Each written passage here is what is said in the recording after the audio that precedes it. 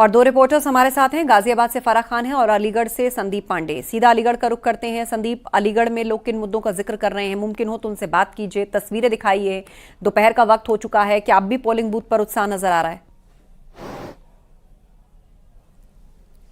बिल्कुल, देखिए यहाँ सुबह से ही मतदाताओं में उत्साह था और लगातार वोटिंग जारी हो रही है, चल रही है। इसके अलावा हम दिखाते हैं कैसे इस बार निर्वाचन आयोग ने हर बूथ की निगरानी के लिए विशेष सिस्टम तैयार किया। आप देख सकते हैं ये कंट्रोल रूम है अलीगढ़ का, और देखिए वेब कास्टिंग की जा रही, कैसे मतदान हो रहा है जिले में, वहां से सीधे कैमरों से तस्वीर यहाँ पर आ रही है। यानी कि पूरी पारदर्शिता के साथ निर्वाचन आयोग चुनाव करा रहा है। अलीगढ़ में 3000 से ज्यादा बूथ हैं, वहीं पोलिंग स्टेशन की बात करें तो 1600 से ज्यादा हैं। आप देख सकते हैं कि यहाँ का स्टाफ है जो कंट्रोल रूम में बैठा हुआ है, वो पल पल की निगरानी कर रहा है कि कैमरे के जरिए हर बूथ पे नजर है कि किस तरीके से यहाँ पर मतदान प्रक्रिया सुचारू रूप से चलाई जाए। हम यहाँ के स्टाफ से बात करते हैं जो यहाँ पे कंट्रोल रूम में है।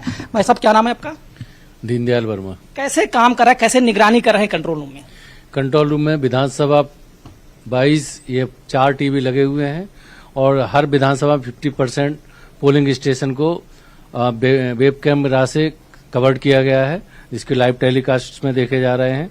और उसमें विशेष रूप से देखा जा रहा है कि पोलिंग पार्टी दिख रही हो, मतदाता आता हुआ दिख रहा हो, वोट कास्ट करते हुए दिख रहा हो, पर वोटिंग नहीं दिख रही हो। हम थोड़ा चाहेंगे कि हमारे जो दर्शक हैं उनको आप दिखाइए किस तरीके से पूरा सिस्टम काम कर रहा है। निर्वाचन आयोग ने इस बार बड़ी पहल की है। जैसे कि विपक्ष सवाल उठाते रहते थे कि चुनाव प्रक्रिया पे सवाल उठता था, लेकिन इस बार पूरी कैमरे की नजर में ये चुनाव प्रक्रिया चले, थोड़ा बताएं। देखिए, हमारी ये असेंबली 76 है अलीगढ़, जिसमें 23 नंबर बूथ दिख रहा है। इसमें आपका वोटिंग कंपार्टमेंट दिख रहा है, लेकिन वोटिंग मशीन नहीं दिख रही, गोपनीयता के पॉइंट ऑफ व्यू से। मतदाता आपको दिख रहा है, पीठासीन अधिकारी बैठे हुए हैं, मतदाताएं आ रही हैं, अपनी पर्ची ले रही हैं, अपना रजिस्ट्रेशन करा रही हैं और कंट्रोल यूनिट से उसको बैलेट इश्यू करके बैलेट यूनिट में वोट डाला। 1 बज रहा है, क्या फीसद मतदान हो गया आपके पास? इसके तो इनपुट आ रहा होगा। प्रतिशत का कंट्रोल रूम से अलग से उसका डाटा इकट्ठा किया जा रहा है। यहाँ केवल मतदान प्रक्रिया की नजर रखी जा रही है। आप देखिए, न्यूज 18 ने अपने कैमरे के सामने दिखाया किस तरीके से मतदान प्रक्रिया पूरे जनपद में चल रही है। निर्वाचन आयोग की चप्पे चप्पे पर नजर है, वेबकास्टिंग चल रही बूथों से, यहां तक कि मतदान जो मतदाता जा रहा है बूथ पे, कैसे वो पर्ची लेकर वहां पे अपना वेरिफिकेशन करा रहा है और वोटिंग कर रहा है, इसका टोटल यहाँ पे कैमरे की नजर से पूरे रिकॉर्ड किया जा रहा है। चप्पे चप्पे पे कैमरा है और कर्मचारी लगातार पल पल की निगरानी कर रहे हैं। क्या कहेंगे जो ये सिस्टम बना है? सरकार द्वारा वेब कास्टिंग जो है की मदद से मतदान केंद्रों पर घटित गतिविधियों को पर निगरानी रखी जाती है। जिले में 11 से 14 मतदान केंद्रों को जो क्रिटिकल श्रेणी में आते हैं उनको देखा जा रहा है, उनकी लाइव मॉनिटरिंग की जा रही है। वेब कास्टिंग के माध्यम से हम सीओ ऑफिस पे भी इस पे लगातार निगरानी रखी जा रही है। आरओ भी देख सकते हैं और उस पर जो भी क्रिटिकल पे आराम से जो है मतदाता अपने मतदाताओं का प्रयोग करते हैं, अच्छे से देख सकते हैं। संवेदनशील जो अति संवेदनशील बूथ हैं उन पे नजर रखी जा रही है यहाँ से, विशेष कर क्योंकि संवेदनशील और अति संवेदनशील पर चुनाव प्रक्रिया आसानी से हो सके, बिना किसी व्यवधान के हो सके, उसको लेकर इस पे विशेष नजर रखी जा रही है। और आप क्या कहेंगे इस कंट्रोल रूम को लेकर, और क्या तकनीकी का इसमें इस्तेमाल किया जा रहा है? मैं इस कंट्रोल रूम के एस्टेब्लिशमेंट के लिए तकनीकी अधिकारी के रूप में यहाँ पे तैनात हूँ। इसमें विधानसभा 22 4 टीवी के हिसाब से 24 टीवी यहाँ लगाई गई हैं, जहाँ बहुत हाई स्पीड इंटरनेट होना चाहिए। आप देख रहे हैं कहीं पर भी कोई वफरिंग नहीं है, एकदम क्लैरिटी है कैमरों में। सारे कैमरे हमारे वेल एस्टेब्लिश्ड हैं। ईवीएम मशीन नहीं दिख रही है, सिर्फ कंपार्टमेंट दिख रहा है। बिल्कुल बिल्कुल, तो प्रशासनिक कहीं से कोई शिकायत है और लोग अपने मुद्दों का जिक्र भी कर रहे हैं। नहीं है। हम आपके पास लौटेंगे, लेकिन फराह खान का हम रुख करते हैं जो गाजियाबाद से हमारे साथ जुड़ रही हैं। फराह, लोगों से बातचीत कीजिए, क्या उनके मुद्दे हैं, वो किस आधार पर वोट कर रहे हैं, अपने प्रत्याशी को देखकर वोट कर रहे हैं, केंद्र में कामकाज को किस तरह देख रहे हैं? आस्था, आपको बता दूं कि अगर हम गाजियाबाद सीट की बात करें तो दिल्ली से सटी सीट है, तो इसलिए हाई प्रोफाइल भी है, वीवीआईपी भी है, लेकिन इस बार शहरी वोटर पर खास ध्यान रखा गया है। तो इसीलिए देखिए, हाई राइज सोसाइटी में भी जो है वो पोलिंग बूथ बनाए गए हैं। आप देख सकते हैं गर्मी में भी लोग जो है लगातार आ रहे हैं, पूरी लाइन। अब सीधा लोगों से बातचीत करते हैं, किन चीजों को ध्यान में रखते हुए वोट करने आए? देखिए, जो देश की स्थिति है, खासकर ये नेशनल इलेक्शन है, तो इसमें गवर्नमेंट की स्टेबिलिटी और जो नेशनल और इंटरनेशनल इश्यूज हैं वो ज़्यादा इम्पोर्टेंट है। हालांकि कई बार लोग जो हैं लोकल इश्यूज को लेकर के सोचते हैं, लेकिन लोकल इश्यूज स्टेट गवर्नमेंट के असेंबली इलेक्शन में इम्पॉर्टेंट हो जाते हैं। यहाँ पर स्टेबिलिटी ऑफ गवर्नमेंट और ओवरऑल जो इकोनॉमिक पॉलिसी है, डिप्लोमेसी है, इंडिया की पोजीशन है, उस सब को लेकर के ये सारे आपके मुद्दे हैं। यहाँ पे और भी लोग हैं, आज से हम बात करते हैं। आपने अपने दिमाग में क्या सोचा हुआ है, किन चीज़ों को ध्यान में रखते हुए वोट करेंगे? क्योंकि यहाँ पर तमाम मुद्दे सामने आए हैं, कई आरोप भी लगे हैं कि जो मौजूदा सांसद थे वो एक्सेसिबल नहीं थे, बहुत सारी चीज़ें हैं। तो आपने क्या कुछ चीज़ें सोची? सबसे पहले मैं तो ये कहूँगा कि आज जिसका भी मतदान करने का अधिकार है वो अपने मतदान का प्रयोग जरूर करें, क्योंकि ये हमारा देश को आगे बढ़ाने में सबसे सहायक सिद्ध होगा। दूसरी बात यह है कि हम कहते हैं कि हमारा देश विकसित होना चाहिए। अगर हम विकासशील भारत को विकसित भारत बनाना चाहते हैं तो वो पार्टी जो हमारे विकसित भारत का सपने को साकार कर रही है, हमें उसे ध्यान में रखते हुए उसे पार्टी को वोट करना है। आप किस तरीके से क्या सोच के हैं? देखिए, बहुत लंबा एक्सपीरियंस होता है, आपने बहुत सालों से वोट डाला होगा, तो अब क्या आपके मन में है? आपने ठीक कहा, मैं 67 साल की मेरी उम्र है और मेरा शुरू से ही राजनीतिक मतलब परिचय रहा है, मतलब इंटरेस्ट रहा है। इस बार जो इलेक्शन है ये नेशनल स्टेबिलिटी के ऊपर है।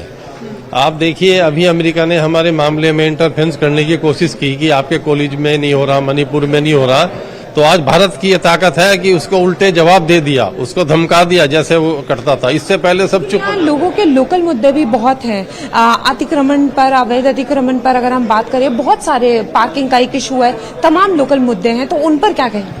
हम उनको भी सोल्व कर रहे हैं, योगी सरकार उस पर भी प्रॉपर ध्यान है। और जो जनप्रतिनिधि आए हैं और यहाँ पे भी आए थे तो उनको बताया गया, तो हम ऐसी आशा करते हैं कि जब बड़े मुद्दे हल हो रहे हैं तो छोटे मुद्दे भी हल हो। तो मैं आपको यहाँ ये दिखाना चाहूंगी, देखिए महिलाएं भी बढ़ चढ़कर हिस्सा ले रही हैं। आप यहाँ देख सकते हैं कि जो पोलिंग बूथ बनाया गया है, यहाँ पर जो है वो 2 लाइंस को डिवाइड किया गया है, एक तरफ महिलाएं हैं और एक तरफ पुरुष हैं।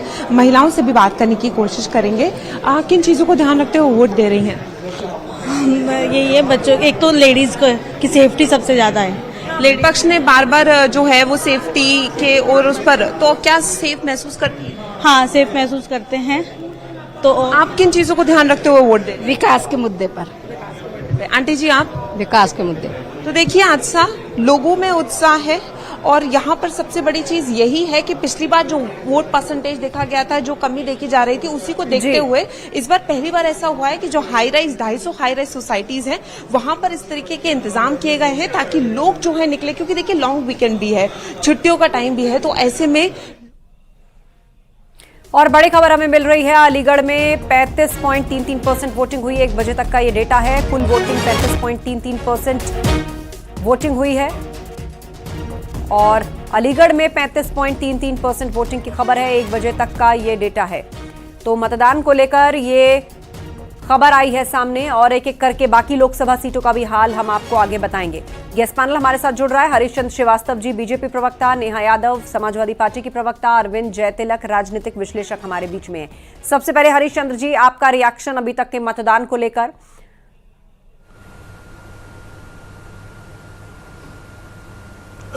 देखिए, जिन ये दूसरे चरण की जिन 8 सीटों पे मतदान हो रहा है आज जी,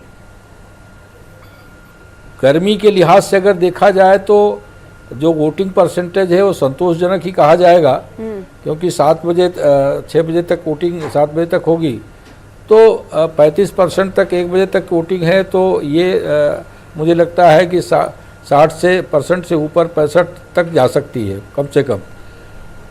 और जो भारतीय जनता पार्टी की आदरणीय मोदी जी की सरकार, योगी जी की सरकार का जो परफॉर्मेंस रहा है, वो मतदाताओं के सबके जो अभिव्यक्ति भी आपके जो रिपोर्टर दे रहे हैं उनके माध्यम से जो आ रही है, और वैसे भी जनता जनार्दन के साथ अगर आप इंटरेक्ट करेंगी तो जो कानून व्यवस्था है और जिस तरह से आम आदमी की समृद्धि और खुशहाली के लिए काम हुआ और गरीब कल्याण की योजनाओं का, लोक कल्याण की योजनाओं का जो क्रियान्वयन हुआ बिना भेदभाव की सरकार ने रही, और विकास की दृष्टि से चाहे वो इंफ्रास्ट्रक्चर डेवलपमेंट को ले लीजिए, औद्योगिक विकास को ले लीजिए, इन विभिन्न सेक्टर पे जो काम हुए हैं वो सभी जनता जनार्दन के मन में है कि मोदी जी की सरकार विकास की दृष्टि से। ठीक है, आप विकास के मुद्दे को लेकर मैदान में हैं, लेकिन दूसरे चरण से पहले तुष्टीकरण का भी खूब जिक्र हुआ, अल्पसंख्यक विरासत टैक्स का भी जिक्र हुआ, और कर्नाटक में जिस तरह रिजर्वेशन की बात आई उसको भी एनडीए ने जनता तक पहुंचाया। नेहा यादव हमारे बीच में है, प्रवक्ता एसपीपीसीआर, अगर वो हैं तो कंफर्म करिए क्योंकि वो विंडो में नहीं दिख रही। चलिए थोड़ी देर में हमारे साथ जुड़ेंगी अरविंद जयतिलक जी, राजनीतिक विश्लेषक है। अरविंद जी, ये तमाम मुद्दे जिनका मैंने अभी जिक्र किया, दूसरे चरण से पहले इनका इस तरह चर्चा में आना क्या दर्शाता है? देखिए, पहली तो अच्छी बात यह है कि पहले चरण के मुकाबले दूसरे चरण में लग रहा है कि मतदान का प्रतिशत सुधरेगा। अगर 2019 को देखा जाए तो आपका गाजियाबाद, गौतम बुद्ध नगर को छोड़ करके बाकी जगह जो है लगभग 60% से ऊपर मतदान हुआ। अमरोहा में तो 71% हुआ था। अगर उस लक्ष्य को शाम होते होते अगर पूरा हो जाता है तो यह निसंदेह जो है लोकतंत्र के लिए भी मजबूती है, और दूसरी चीज़ जो है ये भी साफ रेखांकित करेगा कि नहीं जो मतदाता हैं अपने वोट को लेकर के कितने जागरूक हैं। रही बात दूसरे सवालों की, तो निसंदेह जो है जब चुनाव के दरमियान जो है ऐसे मुद्दे उठाए ही जाते हैं ताकि जो है सियासी दलों को उसका फ़ायदा मिले, क्योंकि भारतीय जनता पार्टी के लिए चाहे वो राम का मसला हो या फिर जो जिस तरह अभी आपने देखा कि संपत्ति के बंटवारे का जो मसला उठा, विरासत टैक्स का मसला उठा, या कर्नाटक में जिस तरह हनुमान चालीसा को लेकर के मोदी जी ने जो कहा कि अब आपको आराम से रामनवमी का पूजा करने को मिलेगा, हनुमान चालीसा पढ़ने को मिलेगा, या फिर जिस तरह से वे उन मुद्दों को उठाने की कोशिश कर रहे हैं जो भावनाओं से लोगों को जोड़ती है। तो स्वाभाविक रूप से यह जो एक चुनाव जीतने की एक अपनी बाजीगरी भी होती है, और ये माना जाता है कि जो आपके डेवलपमेंट के जो मुद्दे हैं वो तो अस्थायी भाव है ही है, लेकिन जो लोगों में जो चुनाव के प्रति एक आकर्षण पैदा करता है या अपने लोगों को साथ में लामबंद करने की जो कोशिश होती है, वहाँ भावनात्मक मुद्दे ही काम करते हैं। तो मुझे लगता है कि मोदी जी की यह जो कोशिश है या बाकी जो भाजपा के नेता हैं उसको उसी परिप्रेक्ष्य में देखा जाना चाहिए। आस्था जी बिल्कुल। हरीश चंद्र श्रीवास्तव जी हमारे बीच में। हरीश चंद्र जी, यही सवाल आपसे, क्योंकि विपक्ष यही आरोप लगा रहा है कि इस तरह के मुद्दों का जिक्र इसलिए हो रहा है क्योंकि पहले चरण के मतदान के बाद निराशा की लहर है अपनी। देखिए, विपक्ष के पास कोई मुद्दा नहीं है। एक पिछले 2-3 चुनावों को आप देख लीजिए तो कांग्रेस पार्टी के पास कुल एक एजेंडा रहा कि वो झूठ और भ्रम फैलाते रहे, कि झूठ और भ्रम के सहारे वो किसी तरह सत्ता तक पहुंचने की उनकी एक कोशिश रही है। जो वर्तमान ये लोकसभा का चुनाव चल रहा है, इसमें अगर कांग्रेस पार्टी अपनी मैनिफेस्टो के माध्यम से उनका कोई हिडन एजेंडा है, और उन्होंने स्पष्ट, श्रीमान राहुल गांधी ने भी कहा कि वो एक्सरे कराएंगे, और संपत्ति के सर्वे की बात उन्होंने अपने घोषणा पत्र में डाली है। मनमोहन सिंह जी ने जो बात कही थी वो आज पब्लिक डोमेन में है। इस तरह कर्नाटक में कांग्रेस पार्टी की सरकार है, वहाँ जिस तरह से पिछड़े वर्ग के आरक्षण में उन्होंने मुस्लिम समाज के लोगों को 15% वहाँ जो मुस्लिम समाज है उसमें जो पिछड़ी जातियों में ला करके उनको आरक्षण देने का उन्होंने कार्य किया। तो ये सारी चीज़ें, हम एक जिम्मेदार राजनीतिक दल हैं, तो हमारा काम भी है कि हम इन जो कांग्रेस पार्टी या विपक्षी दल का जो इनका गठबंधन है, इनकी क्या नीति है और इनकी क्या मंशा है वो हम जनता जनार्दन तक पहुँचावें और उनको आगाह करें कि किस तरह से ये सामाजिक ताने बाने को छिन्न भिन्न करना चाहते हैं, किस तरह से आपके अधिकारों को ये लूटना चाहते हैं। तो ये बात हम एक जिम्मेदार राजनीतिक दल के नाते भी हमारा कर्तव्य बनता है कि हम उन तक ये बातें पहुंचाएं, और निश्चित रूप से जनता जनार्दन को जागरूक करना और जनता जनार्दन को उसके प्रति आगाह करना हमारा धर्म भी है, वो कर्तव्य भी है। और जनता जनार्दन इन सब चीज़ों को जानती है कि कांग्रेस पार्टी हमेशा से ही जात पात और तुष्टीकरण की राजनीति करके सत्ता में रही है, और वही फार्मूला वो हमेशा लागू करना चाहती है।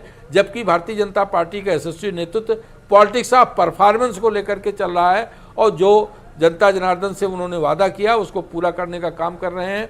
हम अंत्योदय को साकार करने का काम कर रहे हैं, और विकसित राष्ट्र की हमारी अब जो रोड मैप है वो संकल्प पत्र के माध्यम से माननीय प्रधानमंत्री जी ने देश के सामने रखा है। तो हम इन बातों को लेकर भी जा रहे हैं, लेकिन अगर विपक्ष किसी इस तरह का कोई हिडन एजेंडा लेके आ रहा है तो उसको बेनकाब करना भी हमारा काम है। जी, और सीधे रुख करते हैं अमरोहा का। हमारे सहयोगी राजीव भी हमारे साथ अमरोहा से लगातार जुड़े हुए हैं, जो कि वोटर्स से बात कर रहे हैं, वहां के इंतजामों को भी हम तक पहुंचा रहे हैं। एक बार फिर से बातचीत कीजिए अमरोहा की जनता से राजीव, और उनसे जानिए कि क्या अब भी वही उत्साह जो वोटिंग डे को लेकर सुबह से देखा गया वो वहां पर बरकरार है, उनके मुद्दे क्या हैं, यदि संभव है तो कुछ महिलाओं से भी बातचीत कीजिए। और देखिए इस वक्त मैं अमरोहा के उस कंट्रोल रूम में खड़ा हूं जहां से पूरे मतदान प्रक्रिया पर नजर रखी जा रही है। आप देख सकते हैं कि इस वक्त ये जो कंट्रोल रूम है यहाँ पर तमाम जो अधिकारी और कर्मचारी हैं यहाँ से न्यूज 18 को वॉच किया जा रहा है और किस तरह से मतदान प्रक्रिया चल रही है, कहां पर कितना वोटिंग परसेंटेज हुई है, ये टीम हम सब तक ये डाटा पहुंचा रही है। आप देख सकते हैं कि लगातार जो ये मोबाइल फोन्स हैं इनके जरिए ये लोग डाटा कैलकुलेट करते हैं और वो जनता तक पहुंचाते हैं। आप देख रहे हैं ये पूरी जो टीम है ये पूरे अमरोहा में किस तरह से मतदान हो रहा है, किस तरह से यहाँ पर ये प्रक्रिया चल रही है, इसकी जानकारी दे रहे हैं। हमारे साथ कुछ अधिकारी मौजूद हैं जिससे हम बात करेंगे कि कितना वोटिंग परसेंटेज हुआ है, किस तरह से आप मॉनिटर कर रहे हैं। यहाँ पर हम लोग टीम लगाए हैं और टीम सेक्टर मजिस्ट्रेट से लगातार बात कर रही है। इसके साथ साथ MPS ऐप है, MPS ऐप पे पीठासीन द्वारा फीडिंग की जा रही है और जो कि पोर्टल पे दिखाई देता है उसी आधार पे हम लोग काम कर रहे हैं। अगर अब तक की लेटेस्ट अपडेट की बात करें तो कितने परसेंटेज हुआ है? इस समय 42% हो गया है और एक बजे का। जैसा कि आप देख रहे हैं तमाम अधिकारी यहाँ पर बैठे, मैडम भी बैठे, उनसे बात करेंगे। मैडम वो किस तरह से यहाँ से मॉनिटरिंग हो रही है, किस तरह से अपडेट मिल रही है? अभी हमारे जितने सेक्टर हैं वोट डालने में कोई भी समस्या आ रही है वो यहाँ पर सूचना दे रहा है, फिर संबंधित जगह से इस कंट्रोल रूम के जरिए वहाँ उस संबंधित मतदान केंद्र और मतदेय स्थल पर बात करके उसको कितना मतदान हुआ है। तो अगर अब तक अमरोहा की बात करें तो करीब 42% जो मतदान अमरोहा में हुआ है और उत्तर प्रदेश में 9 जिलों में जो उत्तर अमरोहा की बात करें तो 910 मतदान केंद्र बनाए गए हैं। वहाँ ये मीडिया को दी जा रही है और फिर मीडिया जनता तक और देश और प्रदेश में पहुंचा रही है। तो कुल मिलाकर लगातार ये प्रक्रिया शाम 6 बजे तक जारी रहेगी, शाम 6 बजे तक चलेगी और साथ ही मतदान केंद्र के बाहर जो लंबी कतार है वो इस बात की ओर इशारा कर रही है कि लोगों में भी उत्साह अभी कम नहीं हुआ है।